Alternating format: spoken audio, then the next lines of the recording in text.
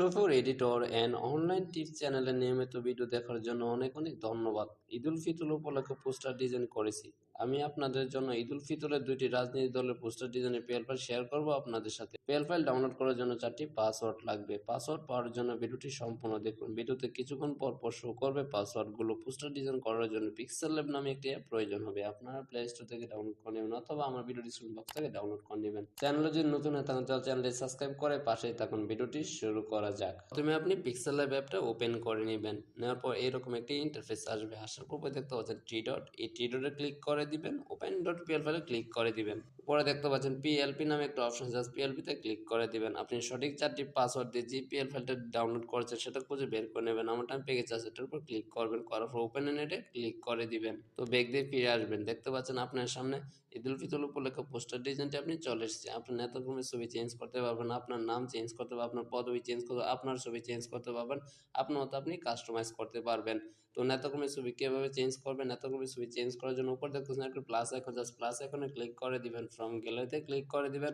অবশ্যই আপনার নেতাকর্মীর ব্যাকগ্রাউন্ড রিমুভ করা ফটো থাকতে হবে। যদি না জানেন তাহলে আমার ভিডিও ডিসক্রিপশন বক্স থেকে ভিডিওটা দেখে নেবেন, তাহলে খুব সহজে আপনার নেতাকর্মীর ছবি ব্যাকগ্রাউন্ড রিমুভ করে জাস্ট বসে দিতে পারবেন। জাস্ট আমার নেতাকর্মীর ছবিটা আমি নিয়ে নিচ্ছি, দেখতে পাচ্ছেন এখানে নিয়ে নিলাম। জাস্ট আমি এখানে সুন্দরভাবে ছোট করে জাস্ট এখানে বসে দিব। দেখতে পাচ্ছেন অলরেডি বসে গেছে। আগেরটা রিমুভ করার জন্য লেয়ার করে ক্লিক করবেন, এটা লক করে দিবেন। নিচে চলে আসবেন, আগেরটা রিমুভ করে দেবেন। দেখতে পাচ্ছেন ডিলেট হয়ে গেছে। তো আমি সেমভাবে আমি আরেকটি নেতাকর্মীর ছবি নিয়ে আসবো, এর জন্য প্লাস আইকনে ক্লিক করে দিলাম, ফ্রম গ্যালারিতে ক্লিক করে দিলাম। অবশ্যই আপনার নেতাকর্মীর ছবি ব্যাকগ্রাউন্ড রিমুভ করে নেবেন, তাহলে এখানে সুন্দরভাবে বসাতে আপনার সুবিধা হবে।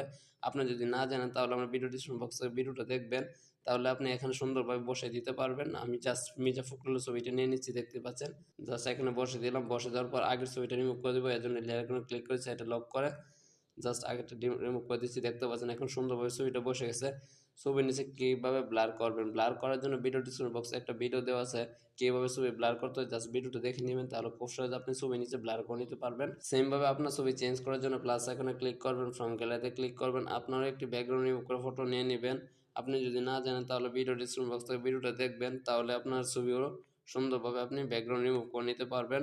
আমি নিয়ে নিচ্ছি, দেখতে পাচ্ছেন আমার ছবিটা অলরেডি চলে এসেছে। জাস্ট আপনি ছোট বড় করে আপনার মতো আপনি কাস্টমাইজ করে নেবেন, আপনার কতটুকু পর্যন্ত লাগে। আগেরটা রিমুভ করার জন্য লেয়ার আইকনে ক্লিক করবেন, এটা লক করে দিবেন, আগেরটা ডিলিট করে দিবেন। দেখতে পাচ্ছেন সুন্দরভাবে কাস্টমাইজ হয়েছে ছবিটা। এখন কীভাবে নাম চেঞ্জ করবেন? নাম চেঞ্জ করার জন্য লেয়ার আইকনে ক্লিক করবেন, নামের লেয়ারটা আপনি খুঁজে বের করে নেবেন।